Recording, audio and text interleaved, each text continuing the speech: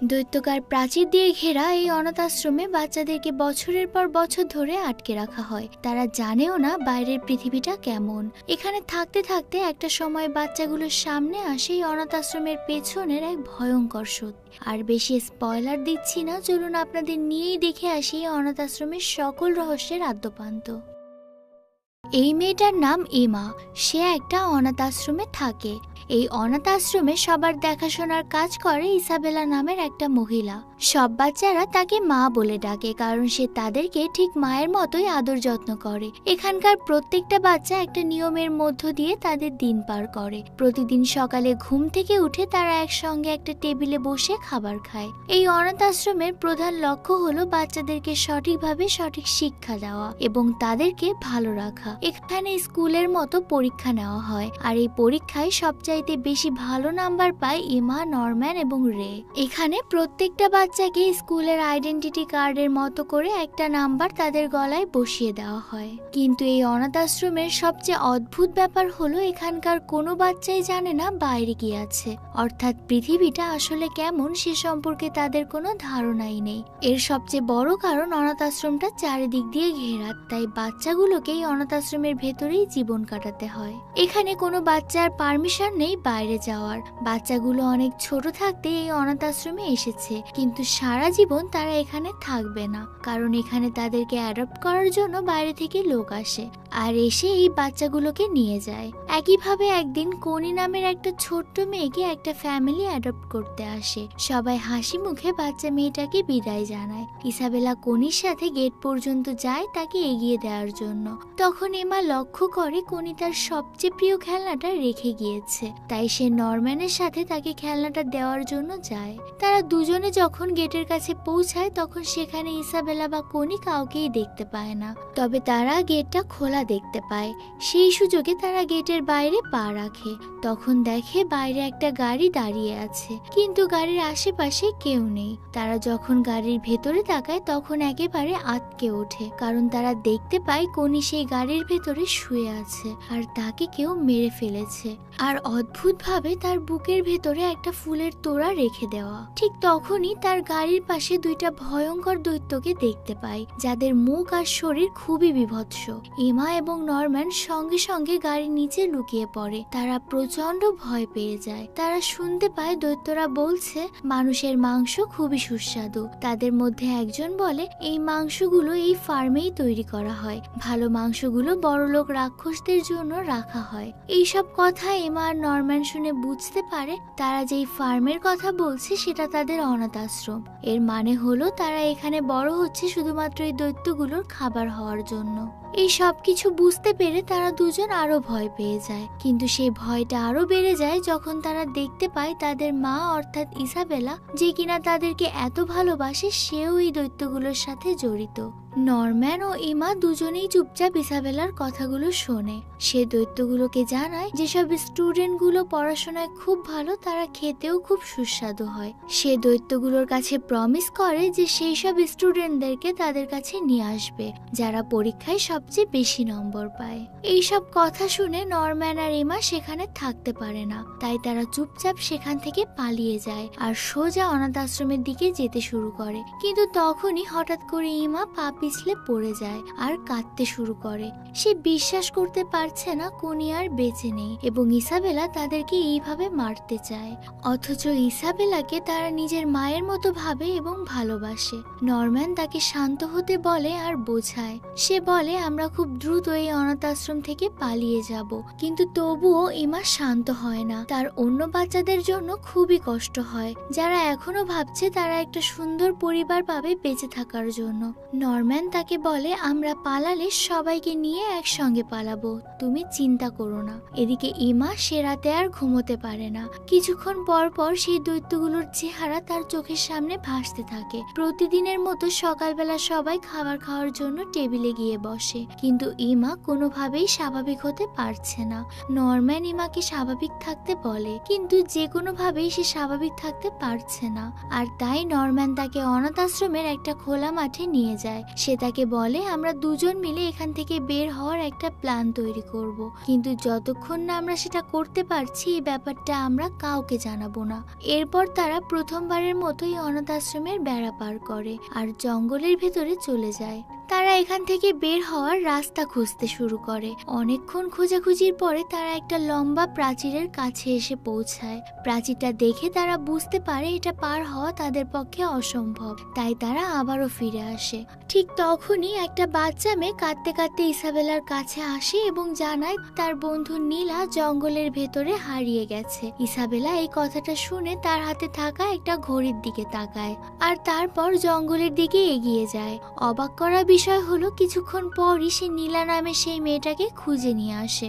এই সব কিছু পাশে দাঁড়িয়ে এমা আর নরম্যান দেখছিল। তারা বুঝতে পারে ইসাবেলার কাছে যে ঘড়িটা আছে সেটা কোনো সাধারণ ঘড়ি নয়, বরং সেটা দিয়ে সে অনাথ আশ্রমের প্রত্যেকটা বাচ্চার লোকেশন জানতে পারে। পরের দিন সকালে এমা আর নরম্যান একটা দড়ি নিয়ে জঙ্গলে চলে যায়, কারণ তারা দড়ির সাহায্যে সেই বড় প্রাচীরটা পার করতে চায়। তখনই হঠাৎ করে তাদের বেস্ট ফ্রেন্ড রে জঙ্গলের ভেতর থেকে বের হয়ে আসে। আসলে রে বেশ কিছুদিন ধরে তাদের দুজনকে ফলো করছে, কারণ তার মনে হয় এমা আর নরম্যান তার কাছ থেকে কিছু একটা লুকোচ্ছে। রে কে দেখতে পেয়ে তারা দুজন বাধ্য হয়ে তাকে পুরো সত্যিটা বলে দেয়। এসব কিছু শুনে রে তাদেরকে বলে আমাদের যত তাড়াতাড়ি সম্ভব এখান থেকে পালাতে হবে। ইমা তখন তাকে বলে আমি অন্য বাচ্চাদেরকে এই মরণকূপে রেখে যেতে পারবো না, তাই আমাদেরকে পালাতে হলে একসাথে পালাতে হবে। এদিকে তারা খুব চিন্তায় পড়ে যায়, কারণ ইসাবেলা সেই দৈত্যগুলোকে কথা দিয়েছে যে সে এবার সবচেয়ে ব্রিলিয়ান স্টুডেন্টদেরকে তাদের কাছে নিয়ে যাবে। ব্রিলিয়ান বলতে এমা, নরম্যান আর রে কে বোঝানো হয়েছে, কেননা তারা তিনজনই সেখানকার সবচেয়ে ভালো স্টুডেন্ট। অন্যদিকে আমরা ইসাবেলাকে দেখতে পাই যে কিনা সব বাচ্চাদেরকে এক জায়গায় ডেকে জানায় তাদেরকে এখন থেকে দেখাশোনা করবে নতুন এক কেয়ারটেকার, যার নাম ক্রোন। এদিকে ক্রোন আসাতে এদের সমস্যা আরো বেড়ে যায়, কারণ সে সব সময় তাদের সাথেই থাকে। অন্যদিকে আমরা ক্রোন আর ইসাবেলাকে একসঙ্গে দেখতে পাই। তারা নিজেদের মধ্যে কোনো একটা গোপন বিষয় নিয়ে আলোচনা করছে। ইসাবেলা তখন তাকে সেই খেলনাটা সম্পর্কে বলে যেটা কোনি ফেলে গিয়েছিল। আসলে সেদিন রাতে এমা এবং নরম্যান খেলনাটা দিতে গিয়েই সেখানে ফেলে চলে এসেছিল, আর সেটা ইসাবেলা পেয়েছিল। আর সেদিনই সে বুঝতে পেরেছিল এমা আর নরম্যান সেখানে এসেছিল। ইসাবেলা ক্রোনকে বলে এমা, নরম্যান আর রে এই অনাথ আশ্রমের আসল সত্যটা জেনে গেছে, তাই তারা এখান থেকে অবশ্যই পালানোর চেষ্টা করবে। আমি জানি তারা এখান থেকে পালাতে পারবে না, কিন্তু তবুও তুমি সবসময় এই তিনজনকে নজরে রাখবে। পরের দিন সকাল থেকে ক্রোন ঠিক তাই করতে শুরু করে। সে সব সময় বাচ্চাগুলোর সাথেই থাকে, বাচ্চাগুলো যেখানে যায় সেও সেখানেই যায়। তার এই ব্যবহার দেখে নরম্যান বুঝতে পারে তাদের মধ্যে হওয়া প্ল্যানগুলো কেউ ইসাবেলাকে জানিয়ে দিয়েছে, আর এজন্যই সে আমাদেরকে সব সময় কড়া নজরে রাখছে। নরম্যানের মনে হয় তাদের মধ্যে কেউ একজন ইসাবেলার স্পাই, আর সে নিয়ম করে সবকিছু ইসাবেলাকে জানাচ্ছে। কিন্তু সে বুঝতে পারে এই কাজ কোনো ছোট বাচ্চাদের নয়, বরং তাদের বয়সী কারোর। তাই তারা প্ল্যান করে তাদের বয়সী ডন আর গিল্ডা নামের আরো যে দুটো বাচ্চা আছে তাদেরকে তারা সব সত্যি বলে দেবে। তারা তাদের প্ল্যান মতো কাজ শুরু করে দেয়, কিন্তু তাদের সবকিছু শোনার পরে ডন এবং গিল্ডা প্রথমে কিছুই বিশ্বাস করে না, কিন্তু শেষ পর্যন্ত তারা তাদেরকে সাহায্য করতে রাজি হয়। এরপর নরম্যান ইমা এবং রেকে জানায় সে গিল্ডা ও ডনকে দড়ির দুটো মাথা ধরার দায়িত্ব দেবে, আর তারপর তারা এক এক করে সেই দড়ির সাহায্যে ওই প্রাচীর পার হবে। তখন যদি ডন আর গিল্ডার মধ্যে কেউ পালিয়ে যায় বা ইসাবেলার কাছে চলে যায়, তাহলে বুঝতে হবে সেই হলো ইসাবেলার। পরদিন সকালে তারা দেখতে পায় কেউ তাদের দড়িটা লুকিয়ে ফেলেছে, অর্থাৎ তারা জানতে পেরেছে কে ইসাবেলার স্পাই। নরম্যান তাদেরকে জানায় এসব প্ল্যান আর দড়ির গল্প রেকে ধরার জন্য একটা ফাঁদ ছিল। সে আরো বলে ইচ্ছে করেই সে রেকে এই গল্পটা শুনিয়েছিল যেন সে ধরা পড়ে যায়, আর শেষ অবধি সে ধরা পড়েছেও, কারণ দড়িটা সেই সরিয়েছে। এর মানে হলো ইসাবেলার স্পাই আর কেউ না, বরং স্বয়ং রে। রে অবশেষে সব সত্যিটা স্বীকার করে নেয় আর বলে আমি অনেক আগেই অনাথ আশ্রমের সত্যিটা জানতে পেরেছিলাম, কিন্তু আমি এখান থেকে পালাতে পারিনি। পালাতে গিয়ে আমি ইসাবেলার হাতে ধরা পড়ে গিয়েছিলাম, তখন ইসাবেলা আমাকে বুঝিয়েছিল আমি হাজার চেষ্টা করলেও এখান থেকে বের হতে পারবো না, বরং আমাকে দৈত্যের হাতে তুলে দেয়া হবে। সে আরো বলে ইসাবেলা আমাকে বলেছিল আমি যদি তার হয়ে স্পাইয়ের কাজ করি তাহলে সে অনেক দেরিতে আমাকে দৈত্যের হাতে তুলে দেবে, আর এই কারণেই আমি এই কাজটা করছিলাম। আমি সবকিছু তাকে জানিয়ে দিতাম, তবে আমাদের দড়ির সাহায্যে প্রাচীর পার হওয়ার প্ল্যানটা আমি তাকে এখনো বলিনি। এইসব কথা শুনে নরম্যান বুঝতে পারে রে এখনো তাদের দলেই আছে। তখন রে আবারও তাদেরকে বলে আমি অনেক দিন ধরে এখান থেকে পালানোর চেষ্টা করছি, কিন্তু একা পারছি না বলে তোমাদেরকে জানিয়েছিলাম। অর্থাৎ কনির খেলনাটা রে ইচ্ছা করে ওই দিন লুকিয়ে রেখেছিল, যেন ইমা এবং নরম্যান সেই খেলনাটা দিতে গিয়েই অনাথ আশ্রমের আসল সত্যটা জানতে পারে আর তারা একসাথে পালাতে পারে। এটা শুনে নরম্যান রেকে বলে তুমি এখন থেকে আমাদের হয়েও কাজ করবে, আবার ইসাবেলার হয়েও কাজ করবে। রাতের বেলা রে ইসাবেলার সাথে দেখা করে এবং নরম্যানের কথা মতো কাজও করে, অর্থাৎ সে ইসাবেলাকে মিথ্যা কথা বলে। সে তাকে জানায় নরম্যান তার খাবারে বিষ মেশানোর চেষ্টা করছে। এই খবরটা দেওয়াতে ইসাবেলা তাকে ধন্যবাদ জানায় আর বলে খুব তাড়াতাড়ি তাকে নিতে একটা ফ্যামিলি আসবে। রে বুঝতে পারে দৈত্যদের কাছে যাওয়ার সময় হয়ে গিয়েছে তার। পরের দিন সকালে এই 5 জন বাচ্চা একসাথে হয় আর পালানোর জন্য রেডি হয়, কিন্তু তাদের এই প্ল্যান ক্রোন দূর থেকে শুনে ফেলে। কিন্তু ক্রোন সবকিছু জানার পরেও তাদেরকে অবাক করে দিয়ে ইসাবেলাকে কিছু না জানিয়ে তাদের দলে যোগ দেয়। এই বাচ্চাগুলো জানতে পারে ক্রোন ঠিক তাদের মতোই একজন স্টুডেন্ট ছিল আর তার গলায়ও ঠিক তাদের মতো নাম্বার আছে। ক্রোন জানায় তার লক্ষ্য হলো ইসাবেলাকে তার পথ থেকে সরিয়ে দেওয়া আর তার জায়গাটা দখল করা। তাই ক্রোন এই বাচ্চাগুলোকে সাহায্য করতে রাজি হয়ে যায়। একদিন রাতে এই বাচ্চাগুলো ক্রোনের রুমে যায়। ক্রোন তাদেরকে এই দৈত্যগুলোর ইতিহাস জানায়। সে বলে প্রায় 1000 বছর আগে মানুষ আর দৈত্যদের ভেতরে একটা যুদ্ধ হয়েছিল আর এই যুদ্ধ অনেক দিন পর্যন্ত চলেছিল, কিন্তু যখন যুদ্ধ থেমে যায় তারা প্ল্যান করেছিল দৈত্য বা মানুষ কেউ কাউকে বিরক্ত করবে না। তাই তারা একটা চুক্তি করেছিল যেটার নাম ছিল দ্য প্রমিস। এই চুক্তিতে তারা বলেছিল মানুষ আর দৈত্য আলাদা আলাদা বসবাস করবে আর এমনটাই তারা করছিল। কিন্তু কিছু মানুষ তখন দৈত্যদের জগতে আটকা পড়েছিল আর এজন্য তারা ধীরে ধীরে দৈত্যদের শিকারে পরিণত হচ্ছিল। দৈত্যরা বুঝতে পেরেছিল বুদ্ধিমান মানুষদেরকে খেলে তাদের বুদ্ধি বাড়বে, তবে তারা একটা শর্ত মানুষদেরকে দেয় আর সেটা হলো তারা যদি তাদেরকে বুদ্ধিমান মানুষ জোগাড় করে দেয় তাহলে তারা বাকি মানুষদেরকে ছেড়ে দেবে। আর এই কারণেই দৈত্যদের জগতের বাইরে থাকা মানুষগুলো এই ধরনের ফার্ম তৈরি করেছে আর আমরা এখন যেখানে আছি সেটা ঠিক তেমনই একটা ফার্ম। এই কথাগুলো শুনে নরম্যান জিজ্ঞাসা করে কি হবে যদি আমরা এখান থেকে পালানোর চেষ্টা করি। তখন ক্রোন সেই ঘড়িটা দেখায় যেটা ইসাবেলার কাছেও আছে। সে তাদেরকে জানায় তাদের গলায় একটা করে ট্রান্সমিটার লাগানো আছে, তাই তারা যদি পালাতে যায় তাহলে এই ঘড়ির সাহায্যে ইসাবেলা তাদেরকে ধরে ফেলবে। ক্রোন বাচ্চাগুলোকে আরো বেশি ভয় দেখায় যেন বাচ্চাগুলো পালানোর কথা চিন্তাও না করে। এটা দেখে নরম্যান বুঝতে পারে ক্রোন তাদেরকে সাহায্য করছে ঠিকই, কিন্তু সে তাদেরকে পালাতে দেবে না। পরের দিন সকালে ইসাবেলা রেগে একটা ক্যামেরা গিফট করে, কারণ সে এতদিন ধরে তার জন্য কাজ করে আসছে। এদিকে রে এই সুযোগে ইসাবেলাকে জানিয়ে দেয় ক্রোন কিভাবে তাকে এই অনাথ আশ্রম থেকে সরিয়ে তার জায়গাটা দখল করতে চায়। এই সবকিছু শুনে রাগ হয়ে ইসাবেলা ক্রোনের সাথে দেখা করে এবং তাকে কেয়ারটেকারের পদ থেকে সরিয়ে দেয়। এদিকে ক্রোন যখন অনাথ আশ্রম ছেড়ে বের হয়ে আসে তখন সে দেখতে পায় গেটের সামনে তার গ্র্যান্ডমাদার দাঁড়িয়ে আছে আর সে ক্রোনকে একটা দৈত্যের হাতে তুলে দেয়। দৈত্যটা তাকে সেখানেই মেরে ফেলে। অন্যদিকে ইমা এবং নরম্যান সেই প্রাচীরের কাছে যায় আর অন্যদিকে রে ইসাবেলাকে ব্যস্ত রাখে আর বাকি দুইজন বাইরে থেকে ইসাবেলা এবং রেকে ফলো করতে থাকে। কিন্তু তাদের এই প্ল্যান ব্যর্থ হয়ে যায়। ইসাবেলা সবকিছু বুঝতে পেরে যায়, তাই সে রেকে ঘরে আটকে রেখে নরম্যান এবং ইমাকে ধরার জন্য বেরিয়ে পড়ে। এদিকে বাইরে দাঁড়িয়ে থাকা বাকি দুজন দেখে ফেলে ইসাবেলা রেকে ঘরে আটকে রেখেছে, তাই তারা রেকে ঘর থেকে বের করে। অন্যদিকে ইসাবেলা নরম্যান এবং ইমাকে খুঁজে পেয়ে যায় আর প্রথমবার সে নিজের মুখে তাদের সামনে সব সত্যিটা স্বীকার করে। সে তাদেরকে জানায় এতদিন পর্যন্ত তাদেরকে সেই সবকিছু দেয়া হয়েছে যেগুলো তারা চেয়েছে, এখন তাদেরকেও সেই সবকিছু দিতে হবে যেগুলো সে চায়।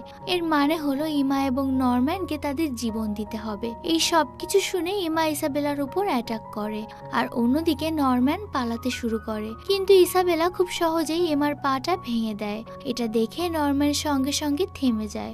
ইসাবেলা তাকে জানায় কালকেই তার এই অনাথ আশ্রমের শেষ দিন, কারণ তাকে দৈত্যের কাছে পাঠিয়ে দেওয়া হবে।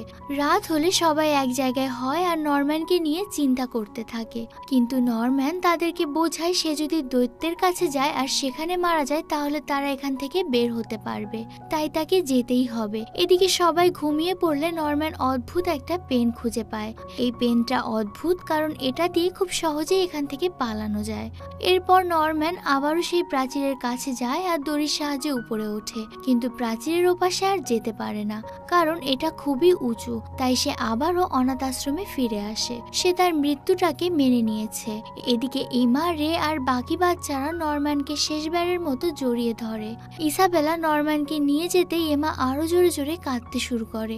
অন্যদিকে নরম্যান গেটের কাছে পৌঁছালে সে খুব অবাক হয়ে যায়। সে দেখে সেখানে দৈত্যের বদলে একটা মানুষ দাঁড়িয়ে আছে। এই মানুষটা জানায় সে এখানে দেখাশোনার কাজ করে, অর্থাৎ মানুষ এবং দৈত্যদের মধ্যে সম্পর্ক কেমন চলছে সেসব দেখাশোনা করে। এইসব কথা বলতে বলতে একটা দৈত্য নরম্যানের সামনে এগিয়ে আসে আর তাকে গিলে ফেলার জন্য রেডি হয়ে যায়। এরপর বেশ কয়েক মাস কেটে যায়। আমরা এমাকে দেখতে পাই যে কিনা এখনো পায়ের ব্যথার কারণে বিছানায় শুয়ে আছে। এমনকি সে এবং রে এখান থেকে পালানোর সব আশা ছেড়ে দিয়েছে আর মেনে নিয়েছে তাদের মৃত্যু এখানেই হবে। আর এভাবে আরো 2 মাস কেটে যায়। আজকে রে কেও দৈত্যের হাতে তুলে দেওয়া হবে। সেদিন রাতে এমা রে এর কাছে যায় আর তাকে বোঝায় এখনো সুযোগ আছে পালানোর, কিন্তু রে প্ল্যান করে এই ঘর সহ নিজেকেও পুড়িয়ে ফেলবে। তাই সে ঘরের ভেতরে আগুন লাগিয়ে দেয়। আগুন চারদিকে ছড়িয়ে যেতে এমা জোরে চিৎকার করে ইসাবেলাকে ডাকে। ইসাবেলার সঙ্গে সঙ্গে সেখানে ছুটে আসে আর প্রত্যেকটা বাচ্চাকে সেই ঘর থেকে বের হতে বলে, কিন্তু যখন সে ঘরের ভিতরে যায় সে দেখে ঘরে একটা বাচ্চাও নেই। আর এখান থেকে আমরা বুঝতে পারি এই সবকিছু এমা এবং রে এর প্ল্যান ছিল। আসলে গত 2 মাস ধরে তারা সম্পূর্ণ হাল ছেড়ে দেওয়ার মতো অভিনয় করে গিয়েছে, যেন ইসাবেলা তাদেরকে সন্দেহ করতে না পারে। আর তাদের সাথে ডন এবং গিল্ডাও বাকি বাচ্চাদেরকে এই ব্যাপারটা জানিয়ে দিয়েছিল আর প্রত্যেককে এই দিনের জন্য তৈরি করেছিল। এমনকি এমা একটা চিঠি আর একটা পেন পেয়েছিল যেটা কিনা নরম্যান তার জন্য রেখে গিয়েছিল। আর এই চিঠিতে নরম্যান আগে থেকে এখান থেকে পালানোর প্ল্যান লিখে রেখেছিল, যার কারণে গত 2 মাস ধরে এমা সেই প্ল্যান মোতাবেক চলছে। অন্যদিকে ইসাবেলা বুঝতে পারে এমা এবং রে তাকে ঠকিয়েছে, তাই সে তাদেরকে ধরার জন্য দৌড়াতে শুরু করে। কিন্তু সে যখন তার ঘড়িটার দিকে তাকায় সে দেখে ঘড়িটায় কোনো লোকেশন দেখাচ্ছে না। এর মানে হলো প্রতিটা বাচ্চা তাদের গলায় লাগানো ট্রান্সমিটার খুলে ফেলেছে। এই সব কিছু বুঝতে পেরে সে আরো জোরে দৌড়াতে শুরু করে। অন্যদিকে বাচ্চাগুলো এক এক করে দড়ির সাহায্যে প্রাচীরে উঠতে শুরু করে এবং একটা সময় পরে তারা উপরে উঠে যায়। এখন তাদেরকে নিচে নামতে হবে। তাদের কাছে একটা বড় দড়ি আছে যেটার এক মাথা তারা একটা গাছের সাথে বেঁধে দেয়। তারপর এক এক করে দড়ি বেয়ে যেতে শুরু করে। এভাবে প্রত্যেকটা বাচ্চা অনাথ আশ্রম থেকে বের হয়ে যায়, শুধুমাত্র থেকে যায় ইমা। ইমা যখনই দড়ি দিয়ে পার হতে যায় ঠিক তখনই সেখানে ইসাবেলা চলে আসে। ইসাবেলা দেখে সব বাচ্চারা প্রাচীরের ওপাশে চলে গেছে। এটা দেখে তার ছোটবেলার কথা মনে পড়ে যায়। আসলে সেও একটা সময় এই অনাথ আশ্রমের স্টুডেন্ট ছিল। তারও এমন অনেক বন্ধু ছিল। তারও স্বপ্ন ছিল এই প্রাচীর পার হওয়ার, কারণ সেও স্বাধীন হতে চেয়েছিল, কিন্তু সে সেটা করতে পারেনি কারণ তার আগেই দৈত্যদের হাতে তার বন্ধুরা মারা যায়। এসব কথা মনে করে ইসাবেলা বেশ ইমোশনাল হয়ে পড়ে। তার মনে হয় সে স্বাধীন হতে পারেনি ঠিকই, কিন্তু এই বাচ্চাগুলোকে স্বাধীনতা দেওয়া উচিত। তাই এমা যখন দড়ি বেয়ে পার হচ্ছিল ইসাবেলা তখন দড়িটা কাটতে গিয়েও থেমে যায় আর তাকে যেতে দেয়। এরপর ইসাবেলা বাচ্চাগুলোকে হাসি মুখে বিদায় জানায়। বাচ্চাগুলো জঙ্গল পার করে এগোতে শুরু করে, কিন্তু তারা জঙ্গলের রাস্তা চেনে না, এজন্য তারা থেমে যায়। ঠিক তখন ইমা সেই অদ্ভুত পেনটা বের করে। পেনটা খুলতেই সেখান থেকে একটা প্যাঁচা বের হয়ে আসে, যেটা কিনা তাদেরকে রাস্তা দেখিয়ে সেখান থেকে নিয়ে যায়। অন্যদিকে ইসাবেলা সেই গ্র্যান্ডমাদার আর সেই গার্ডের সাথে দেখা করে। সে তাদেরকে সব কথা জানায় যা যা এতদিন ঘটেছে। এই সব কিছু শুনে তারা ইসাবেলার ওপরে অনেক রেগে যায়। এই জন্য রাগে তারা ইসাবেলাকে দৈত্যের হাতে তুলে দেয় আর দৈত্য তাকে শাস্তি দেয়, অর্থাৎ তাকে মেরে ফেলে। আর এর সঙ্গে সঙ্গে আমাদের আজকের এই হরর, মিস্ট্রি আর অ্যাডভেঞ্চার মুভির গল্পটি শেষ হয়ে যায়।